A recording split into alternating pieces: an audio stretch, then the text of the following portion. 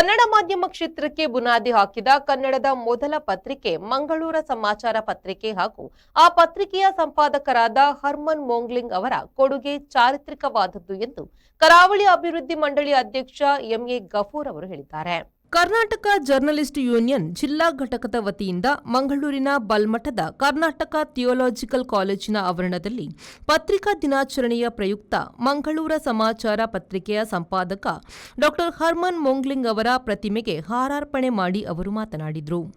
ನಮ್ಮ ರೆವರೆಂಡ್ ಹರ್ಮನ್ ಮೋಂಗ್ಲಿಸ್ ಅವರು ಕನ್ನಡದ ಮಾಧ್ಯಮವನ್ನು ಪ್ರಾರಂಭ ಮಾಡಿದ್ರು. ಒಬ್ಬ ಜರ್ಮನ್ ಇಂದ ಬಂದು ಈಗ ನಮ್ಮಲ್ಲಿ ಪೋರ್ಚುಗೀಸರು, ಬ್ರಿಟಿಷರು, ಡಚ್ಚರು ಎಲ್ಲರೂ ಬಂದವರು ಬಹಳಷ್ಟು ಸೇವೆಯನ್ನು ಕೂಡ ಕೊಟ್ಟಿದ್ದಾರೆ. ಅದನ್ನು ನಮ್ಗೆ ಮರೆಯಲಿಕ್ಕೆ ಸಾಧ್ಯ ಇಲ್ಲ.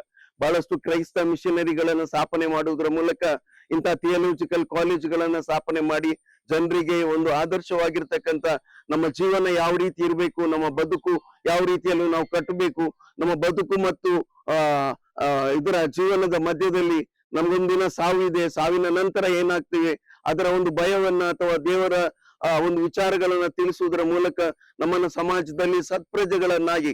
ತುಳು ಸಾಹಿತ್ಯ ಅಕಾಡೆಮಿ ಅಧ್ಯಕ್ಷ ತಾರನಾಥ ಗಟ್ಟಿ ಕಾಪಿಕಾಡ್ ಮಾತನಾಡಿ, ಮೋಂಗ್ಲಿಂಗ್ ಅವರು ಜೈಮಿನಿ ಭಾರತ, ಬಸವ ಪುರಾಣ, ದಾಸ ಸಾಹಿತ್ಯವನ್ನು ಸಂಪಾದಿಸಿ ಪ್ರಕಟಿಸುವ ಮೂಲಕ ಮಾಧ್ಯಮ ಕ್ಷೇತ್ರದ ಜೊತೆಗೆ ಕನ್ನಡ ಸಾಹಿತ್ಯ ಲೋಕಕ್ಕೆ ಅಪೂರ್ವ ಕೊಡುಗೆಗಳನ್ನು ನೀಡಿದವರು ಎಂದರು. ವಿದ್ಯಾವಂತ ತುಂಬಾ ಡಿಮಾಂಡ್ಸ್ ಬರ್ತದೆ. ಆವಾಗ ಮೋಗ್ಲಿಂಗ್ ಅವರಿಗೆ ಮತ್ತು ಅವರ ಸಮಕಾಲೀನರಿಗೆ ಒಂದು ಅಭಿಪ್ರಾಯ ಬರ್ತದೆ, ಈ ಪತ್ರಿಕೆಯನ್ನು ಯಾಕೆ ಇಡೀ ಕರ್ನಾಟಕಕ್ಕೆ ವಿಸ್ತರಣೆ ಮಾಡಬಾರದು ಅಂತ. ಸೊ ಹಾಗಾಗಿ ಅವರು ಈ ಪತ್ರಿಕೆಯನ್ನು ಒಂದು 8 ತಿಂಗಳು ಇಲ್ಲಿ ನಡೆಸಿ ಆನಂತರ ಅದನ್ನು 1844 ಆಗುವಾಗ ಏಪ್ರಿಲ್ ನಂತರ ಮಾರ್ಚ್ ತನಕ ಇಲ್ಲಿ ನಡೆಸ್ತಾರೆ ಅವರು. ಏಪ್ರಿಲ್ ಆಗುವಾಗ ಇದನ್ನು ಬಳ್ಳಾರಿಗೆ ಸ್ಥಳಾಂತರ ಮಾಡ್ತಾರೆ. ಬಳ್ಳಾರಿಗೆ ಸ್ಥಳಾಂತರ ಮಾಡುವಾಗ ಇಡೀ ವಿಶಾಲ ಕರ್ನಾಟಕಕ್ಕೆ ಅಂತ ಆಗುವಾಗ ಅದಕ್ಕೆ ಮಂಗಳೂರು ಸಮಾಚಾರ ಅಂತ ಹೆಸರು ಸೂಟ್ ಆಗುದಿಲ್ಲ. ಆಗ ಅವರದನ್ನು ಕನ್ನಡ ಸಮಾಚಾರ ಅಂತ ಅದಕ್ಕೆ ಆ ಪತ್ರಿಕೆಗೆ ಹೆಸರಿಡ್ತಾರೆ. ಆನಂತರ ಅಲ್ಲಿ ಕೂಡ ಅದೊಂದು ಸುಮಾರು 1 ವರ್ಷ ನಡೀತದೆ. ಆನಂತರ ಅವರಿಗೆ ಯಾಕಂದ್ರೆ ಅವರ ಕೆಲಸ ಸೇವೆಗಳದ್ದು ವಿಸ್ತಾರವಾದ ನೆಲೆಯಲ್ಲಿತ್ತು, ಅದನ್ನು ಮತ್ತೆ ಮುನ್ನಡೆಸಲಿಕ್ಕೆ ಆಗಲಿಲ್ಲ. ಬಟ್ 2 ವರ್ಷ ಈ ಪತ್ರಿಕೆ ನಡೆದರೂ ಕೂಡ ಇಡೀ ಕರ್ನಾಟಕದ ಒಂದು ಸಾಹಿತ್ಯ ಪರಂಪರೆಯ ಮತ್ತೆ ಇನ್ನೊಂದು ಏನು ಈ ಮಾಧ್ಯಮ ಇತಿಹಾಸದ ಅಲ್ಲಿ ಇದು ಅತ್ಯಂತ ಮಹತ್ವದ ಮೈಲಿಗಲ್ಲು. ಅತಿಥಿಗಳಾಗಿ ಭಾಗವಹಿಸಿದ್ದ ಕರ್ನಾಟಕ ಥಿಯೋಲಾಜಿಕಲ್ ಕಾಲೇಜಿನ ಪ್ರಾಂಶುಪಾಲರಾದ ಡಾ HM Watson, Mangaluru press club ಅಧ್ಯಕ್ಷ Harish Rai PB, Karnataka journalist union ಗೌರವಾಧ್ಯಕ್ಷ ಹರೀಶ್ ಬಂಟ್ವಾಳ್ ಮಾತನಾಡಿದರು. ಅದನ್ನು ಹೇಳಲಿಕ್ಕೆ ಕೂಡ ನಾವು ಸಂತೋಷ ಪಡ್ತೇವೆ ಮತ್ತು ಹೆಮ್ಮೆ ಪಡ್ತೇವೆ. ಅವರ ಎಲ್ಲ ಬರಹಗಳು, ಕೆಲಸಗಳು ಎಲ್ಲ ನಮ್ಮ ಆರ್ಕೈವ್ಸ್ನಲ್ಲಿದೆ. ನಾವು ಬಾಸಲ್ ಮಿಷನ್ ಮ್ಯೂಸಿಯಂ ಅನ್ನು ಕಟ್ತಾ ಇದ್ದೇವೆ. ದೇವರ ಚಿತ್ತವಾದರೆ, ದೇವರು ನಡೆಸಿದರೆ ಮುಂದಿನ ಪತ್ರಿಕಾ ದಿನಾಚರಣೆಯಲ್ಲಿ ಅದು ರೆಡಿಯಾಗಿರ್ತದೆ. ಹಾಗೂ ಅಕ್ಟೋಬರ್ ನವೆಂಬರಲ್ಲಿ ನಾವು ಅದನ್ನು ಉದ್ಘಾಟನೆ ಮಾಡುವ ಆಲೋಚನೆಯಲ್ಲಿ ಇದ್ದೇವೆ. ಆಗ ಬಂದ ಎಲ್ಲರಿಗೂ ಕೂಡ ಅವರ ಕೃತಿಗಳನ್ನು, ಕೆಲಸಗಳನ್ನು ವೀಕ್ಷಿಸುವ ಅವಕಾಶ ನಿಮಗೆ ದೊರಕುತ್ತದೆ ಎಂಬುದಾಗಿ ನಾನು ಭಾವಿಸ್ತೇನೆ. ಈ ಕಾರ್ಯಕ್ಕೆ ಈ ಒಂದು ಘನತರವಾದ ದೊಡ್ಡ ಪ್ರಾಜೆಕ್ಟ್ ನಾವು ಶುರು ಮಾಡಿ ಸುಮಾರು ಸಮಯ ಆಯಿತು.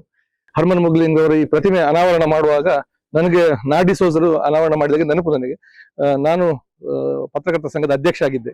ಆಗ ನನಗೆ ಇಲ್ಲಿ ಒಂದು ಭಾಗವಹಿಸುವ ಒಂದು ಅವಕಾಶ ಸಿಕ್ಕಿತ್ತು. ಹರೀಶ್ ಬಂಟ್ವಾಳು ಆಗ ಸಂಘದ ಕಾರ್ಯದರ್ಶಿಯಾಗಿದ್ರು. ಹರ್ಮನ್ ಮೋಗ್ಲಿಂಗರು ಒಂದು ಭಾವಚಿತ್ರ ಮಂಗಳೂರು ಪ್ರೆಸ್ ಕ್ಲಬ್ ನಲ್ಲಿ ಇರಲಿಲ್ಲ. ನಾವು ಆ ಸಭೆಯಲ್ಲಿ ನಾನು ಹೇಳಿದ್ದೆ, ನಮಗೆ ಬಹಳ ಅಪರಾಧಿ ಮನೋಭಾವನೆ ಉಂಟು. ಯಾಕಂದ್ರೆ ಹರ್ಮನ್ ಮೋಗ್ಲಿಂಗ್ ಪತ್ರಿಕೆಯ ಸಂಸ್ಥಾಪಕರು, ಕನ್ನಡ ಪತ್ರಿಕೆಗೆ ನಾಂದಿ ಹಾಡಿದವರನ್ನ ಒಂದು ಭಾವಚಿತ್ರ ನಮ್ಮ ಪ್ರೆಸ್ ಕ್ಲಬ್ ನಲ್ಲಿ ಅಂತ ಹೇಳಿದ್ರೆ, ನಾವು ಅದೇ ವರ್ಷ ಪತ್ರಿಕಾ ದಿನಾಚರಣೆಗೆ ಹರ್ಮನ್ ಮೋಗ್ಲಿಂಗ್ ಒಂದು ಭಾವಚಿತ್ರವನ್ನ ಮಂಗಳೂರು ಪ್ರೆಸ್ ಕ್ಲಬ್ ನಲ್ಲಿ ಆಗ ಅಳವಡಿಸಿದೆವು. ಮಂಗಳೂರು ಕಾರ್ಯನಿರತ ಪತ್ರಕರ್ತರ ಸಂಘದ ಅಧ್ಯಕ್ಷ ಪುಷ್ಪರಾಜ್ ಬಿಎನ್, ಕರ್ನಾಟಕ ಜರ್ನಲಿಸ್ಟ್ ಯೂನಿಯನ್ನ ಜಿಲ್ಲಾ ಪ್ರಧಾನ ಕಾರ್ಯದರ್ಶಿ ಜ್ಯೋತಿ ಪ್ರಕಾಶ್ ಪುಣಚ, ಕೋಶಾಧಿಕಾರಿ ಕೆನ್ಯುನ್ ಪಿಂಟೋ, ಮಂಗಳೂರು ಪ್ರೆಸ್ ಕ್ಲಬ್ನ ಉಪಾಧ್ಯಕ್ಷ ಭಾಸ್ಕರ ರೈಕಟ್ಟ, ಪತ್ರಕರ್ತರಾದ ಡೊನಾಲ್ಡ್ ಪಿರೇರಾ, ಎಡ್ವರ್ಡ್ ಲೋಬೋ, ಶಾರುಖ್, ಹಮೀದ್ ವಿಟ್ಲಾ ಸೇರಿದಂತೆ ಥಿಯೋಲಾಜಿಕಲ್ ಸಂಸ್ಥೆಯ ಸಂಶೋಧನಾ ವಿದ್ಯಾರ್ಥಿಗಳು ಮತ್ತು ಸಿಬ್ಬಂದಿಗಳು ಈ ಸಂದರ್ಭ ಉಪಸ್ಥಿತರಿದ್ದರು. ಕರ್ನಾಟಕ ಜರ್ನಲಿಸ್ಟ್ ಯೂನಿಯನ್ನ ಜಿಲ್ಲಾಧ್ಯಕ್ಷ ಈಶ್ವರ ವಾರಣಾಸಿ ಸ್ವಾಗತಿಸಿ ವಂದಿಸಿದರು. ನಾಗೇಶ್ ಕಾವೂರು, ವಿ4 ನ್ಯೂಸ್, ಮಂಗಳೂರು.